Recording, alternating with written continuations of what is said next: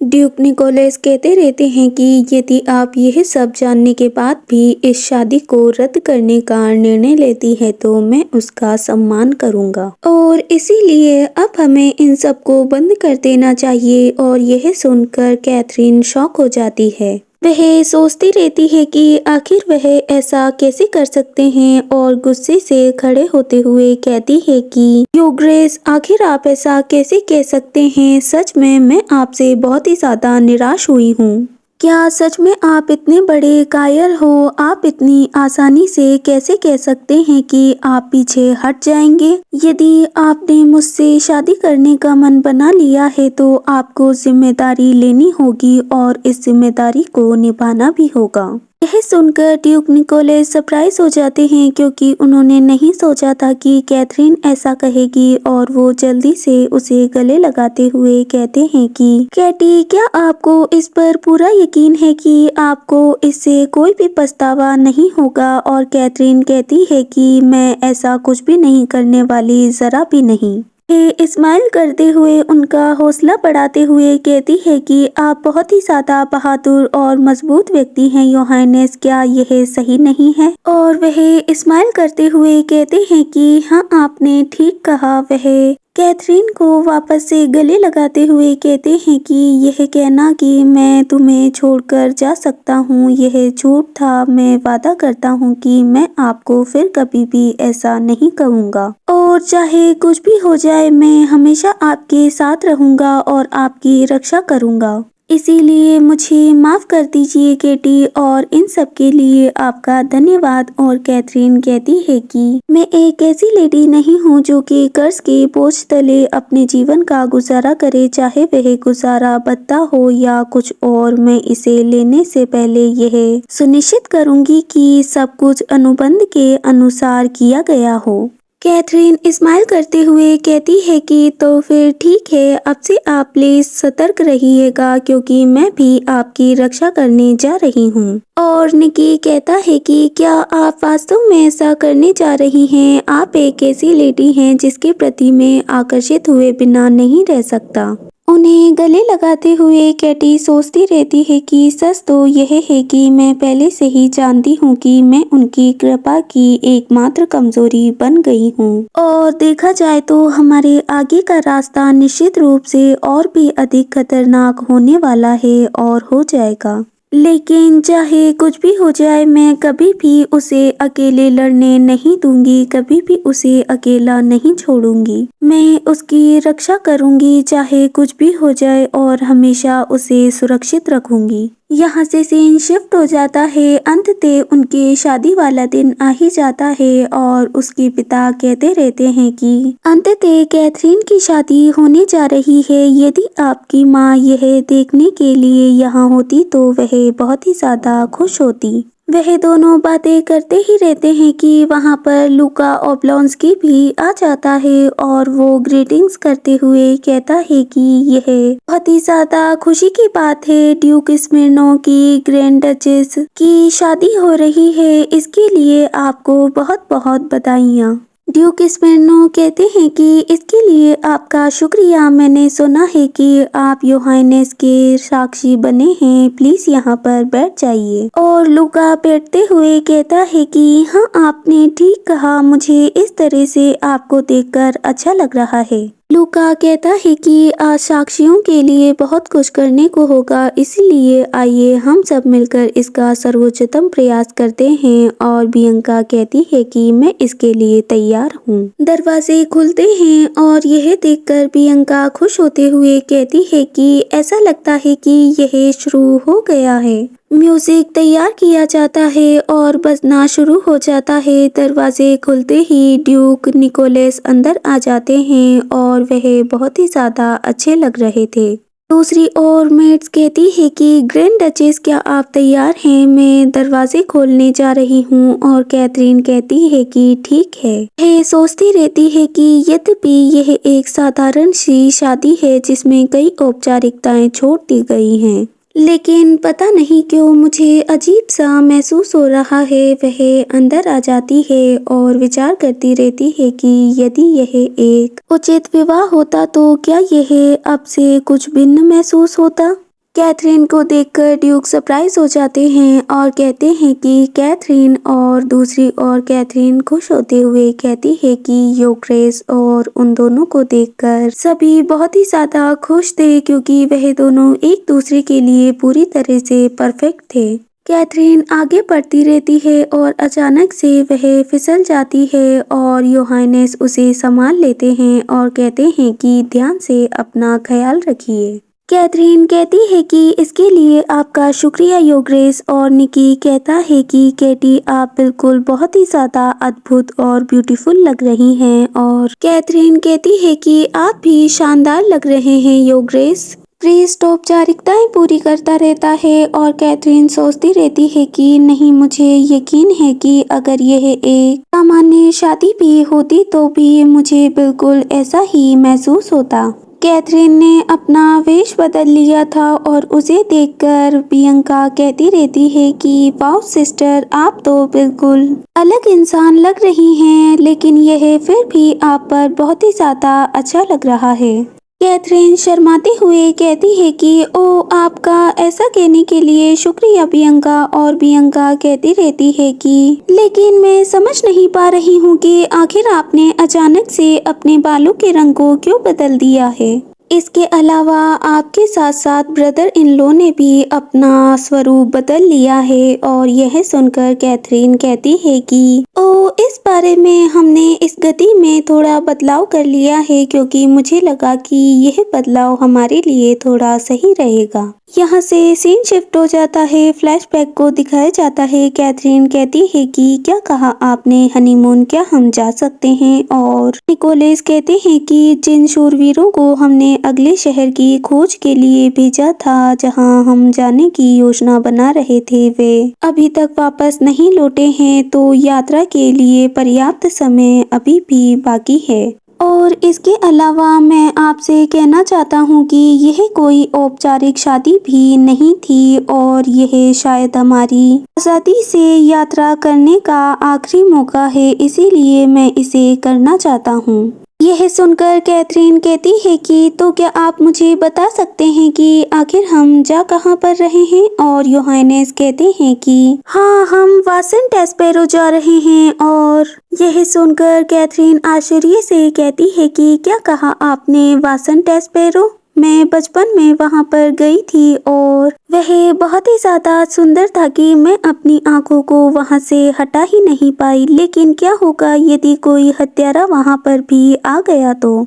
Back to the present Catherine सोचती रहती है कि उसने मुझसे कहा था कि उसके पास इसके लिए बहुत ही अच्छा प्लान है, लेकिन आखिर वह इस तरह से वहां पर क्यों जाना चाहता है, मैं कुछ समझ नहीं पा रही। वह निकल जाते हैं और कैथरीन सोचती रहती है कि जब हम पहली बार मिले थे तो मुझे पता भी नहीं था कि आखिर वह कौन है। कैथरीन को देखकर निकी कहता है कि कैटी, क्या हुआ, आप क्या सोच रही हैं? और कैथरीन कहती है कि नहीं, कुछ नहीं, सब ठीक है। कैथरीन कहती रहती है कि एक के बाद एक चीजें होती जा रही हैं, शादी और हनीमून मनाना अजीब तरह से जटिल लग रहा है। और निकी कहता रहता है कि चिंता मत कीजिए, जब हम वहां पर पहुंचेंगे तो बहुत ही ज्यादा खुशी से मौज मस्ती करेंगे। यह सुनकर कैथरीन खुश होती है और स्माइल करते हुए कहती है कि हाँ, मैं वास्तव में इसके लिए बहुत ही ज़्यादा उत्सुक हूँ। मैं इंतज़ार नहीं कर सकती कि हमें कितने मज़े आने वाले हैं। क्यों, मैंने ठीक कहा ना योगेश? जल्द ही रात हो जाती है और भारी बारिश भी होने लगती है। वह एक लॉज में रुकते हैं और उसे देखकर वह कहते रहते हैं कि इसे देखकर ऐसा लगता है कि जैसे यहाँ पर कोई भूत आ गया हो या फिर यह एक भूतिया विला हो। उस अजीब से स्थान को देखकर निकी कहता है कि केटी, चलो वापस चलते हैं, हम अभी भी कोई दूसरी जगह ढूंढ सकते हैं। और बोरिस कहता रहता है कि यह एक पीक सीजन है, इसीलिए जब हमने आरक्षण करवाया तो आसपास के सभी होटल पूरी तरह से बुक थे। और यह सुनकर योहानेस कहते हैं कि लेकिन फिर भी हम ऐसी जगह पर कैसे रह सकते हैं। और अचानक से कैथरीन के चीखने की आवाज़ आती है और योहानेस कहते हैं कि केटी, क्या आप ठीक हैं? और कैथरीन कहती है कि चिंता मत कीजिए, मैं ठीक हूँ योहानेस। ड्यूक निकोलस कैथरीन को बीमार नहीं देख सकते थे और वो उसे ले जाते हुए कहते हैं कि नहीं, ऐसा नहीं चलेगा, हम अभी अंदर जा रहे हैं। और बोरिस बाव करते हुए कहता है कि हाँ, तो मैं कल सुबह सबसे पहले आपको ले जाने के लिए यहाँ पर आ जाऊंगा।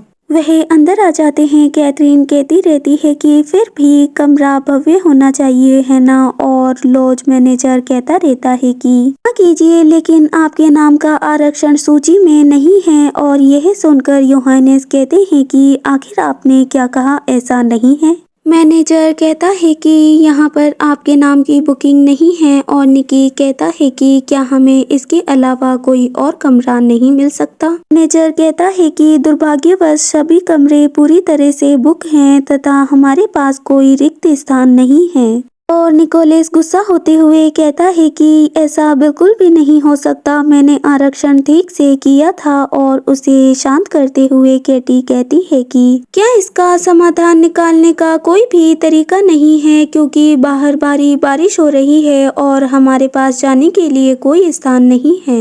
मैनेजर एक चाबी निकालते हुए कहता है कि यदि ऐसा है तो इस स्थिति में कोई विकल्प नहीं है। मैंने अभी अभी ही यहाँ पर काम करना शुरू किया है, इसीलिए मुझे सटीक कारण नहीं पता है, लेकिन एक कमरे की चाबी पर लिखा हुआ है मेहमानों को इसे न दें। कैथरीन कहती है कि आखिर इसका क्या कारण हो सकता है। और निकी कहता है कि क्या इस कमरे का नवीनीकरण कराया जा रहा है। और मैनेजर कहता है कि नहीं, ऐसा नहीं है, लोग कहते हैं कि वह एक हॉन्टेड कमरा है। यह सुनकर वह दोनों ही शॉक हो जाते हैं और वह चाबी को देते हुए कहता है कि यदि आप उसमें रुकना चाहते हैं तो आप इस बारे में क्या करना चाहेंगे? क्या आप कमरे की चाबी ले जाएंगे और उसमें रुकना चाहेंगे? वे उस कमरे को ले लेते हैं और उस ओर जाते रहते हैं। निकोलस कहते हैं कि केटी, मुझे इस बात का खेद है, हम हमारे हनीमून पर इस जगह पर रुक रहे हैं और आपको भी इसके लिए मजबूर होना पड़ रहा है। और कैथरीन कहती है कि योग्रेस, क्या मैंने अभी तक आपको नहीं बताया? और योग्रेस कहते हैं कि आखिर आपने क्या नहीं बताया?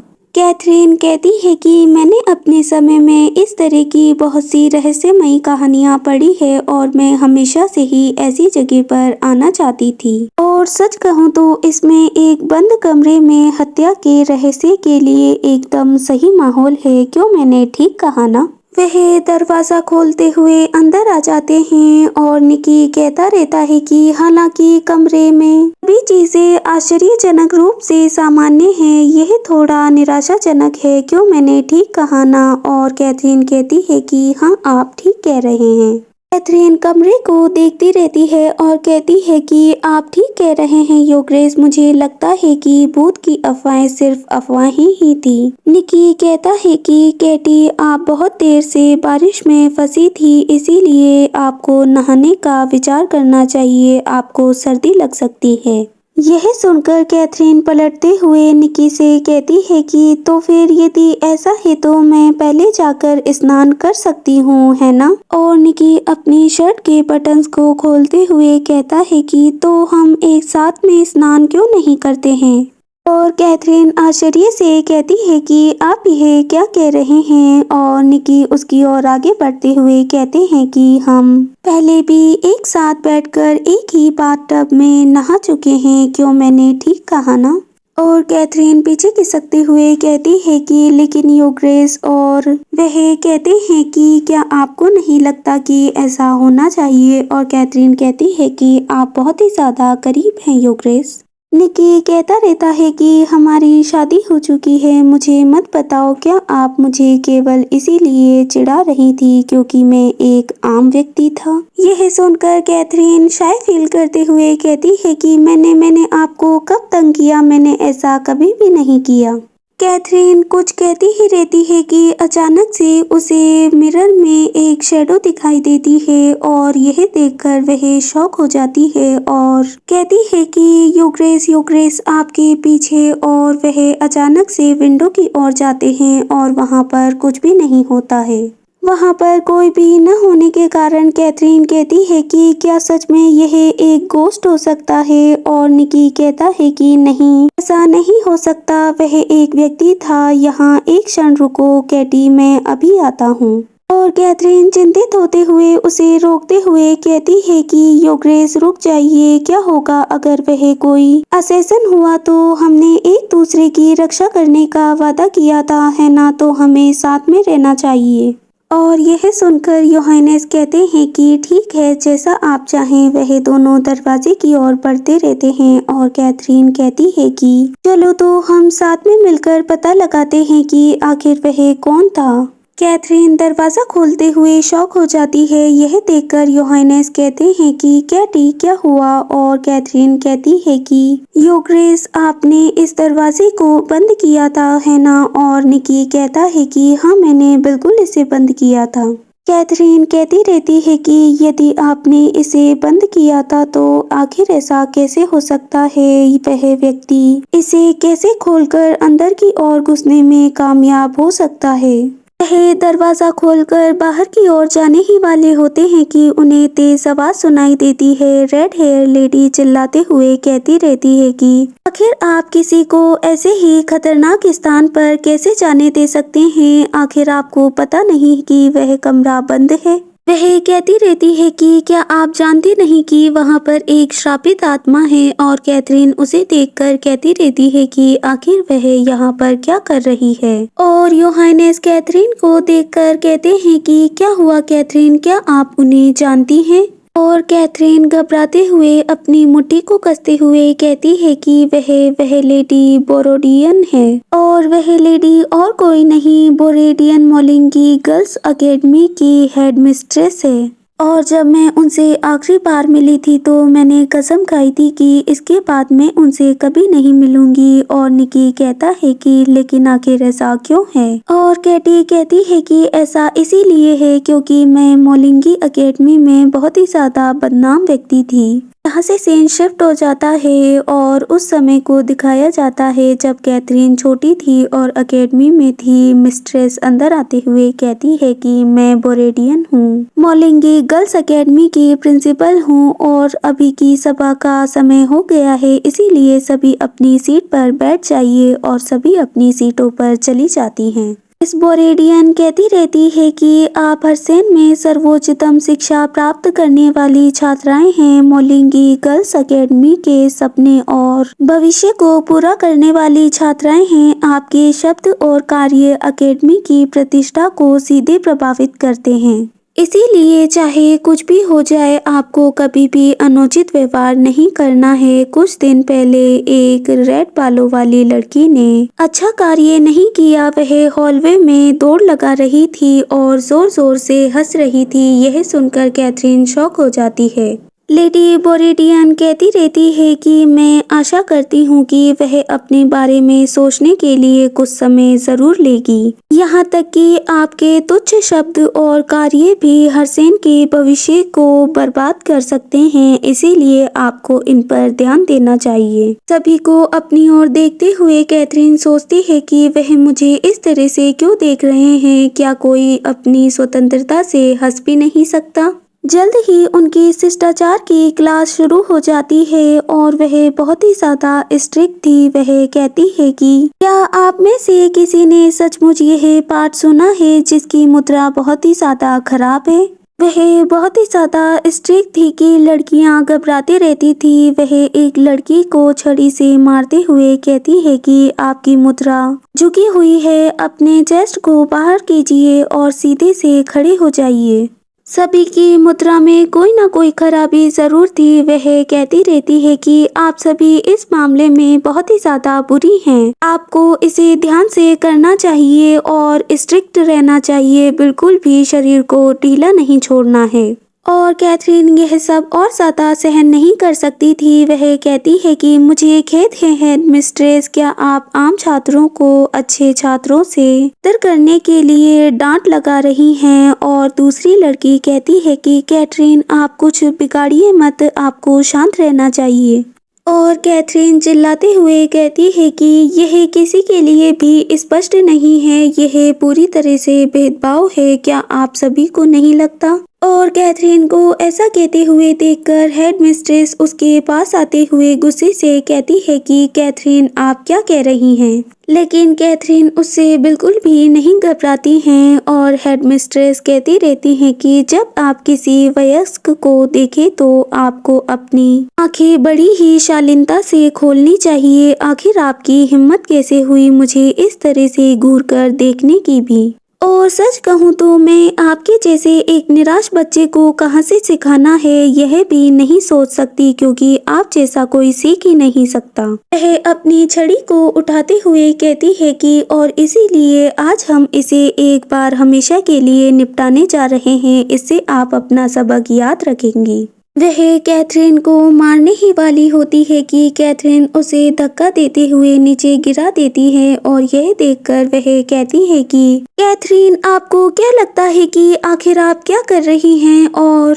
कैथरीन कहती है कि मुझे लगता है कि आपको यह एहसास नहीं है कि जब आप किसी को मारती है तो उन्हें कितना दर्द होता है, इसीलिए आपको भाषा का प्रयोग नहीं करना चाहिए और शब्दों से ही उन्हें समझाना चाहिए और आपको अब छात्रों के बीच भेदभाव करना भी बंद कर देना चाहिए। अगले दिन उनकी कक्षा वापस से स्टार्ट हो जाती है। हेड मिस्ट्रेस कहती रहती है कि सभी को अपने ग्रेड्स पर ही ज़्यादा ध्यान नहीं देना चाहिए क्योंकि वह इतने महत्वपूर्ण नहीं होते हैं। मौलिंगी गर्ल्स एकेडमी आपको ईमानदारी और परिष्कृत शिष्टाचार वाले लोगों के रूप में विकसित करने का प्रयास करती है और मुझे लगता है कि हमारे इतने प्रयास करने के बावजूद भी लड़कियां अपने कार्य को नहीं कर पा रही हैं। क्या आप मेरी बात को सुन रही हैं कैथरीन? आपको इस बारे में ज़्यादा चिंता करने की ज़रूरत नहीं है। हमारी मौलिंगी गर्ल्स एकेडमी कभी भी किसी एक छात्र को नहीं छोड़ सकती है। यह सुनकर कैथरीन शॉक हो जाती है क्योंकि वह उसे ही लेकर बात कर रही थी। वह सोचती रहती है कि अब से यह स्पष्ट हो गया है कि वह पूरी तरह से मुझसे नफरत करती है और मुझे नीचा दिखाना चाहती है। वापस से प्रेजेंट टाइम को दिखाया जाता है। कैथरीन अपनी स्टोरी को सुनाते हुए कहती रहती है कि वह मुझे सीधे तौर पर नुकसान नहीं पहुंचा सकती थी, इसीलिए उसने मुझे धीरे धीरे अपमानित करना शुरू कर दिया और मेरा अपमान करने लगी। कैथरीन कहती रहती है कि हेड मिस्ट्रेस भले ही बाहर से सामान्य लगती हो, लेकिन पर्दे के पीछे छात्रों के साथ भेदभाव करना और मारा पीटी करना उनका दिनचर्या का कार्य था। वह हमेशा सभी के साथ ऐसा ही बर्ताव किया करती थी। मिस बोरेडियन दरवाज़ा खोलते हुए कहती रहती है कि तो फिर मुझे ही जाकर देखना चाहिए। मैं आपसे कह रही हूँ कि यहाँ पर अंदर कमरे में भूत है। और मैनेजर कहता रहता है कि माय लेडी शांत हो जाइए, शांत हो जाइए, अंदर मेहमान हैं। वह दोनों दरवाजे पर ही खड़े रहते हैं और उन्हें देखकर बोरेडियन सरप्राइज हो जाती है और उसे देखकर कैटी सोचती रहती है कि मैं जानना चाहती हूँ कि क्या आप सच में अभी भी वैसी ही हैं जैसे कि आप पहले थी हेड मिस्ट्रेस बोरेडियन?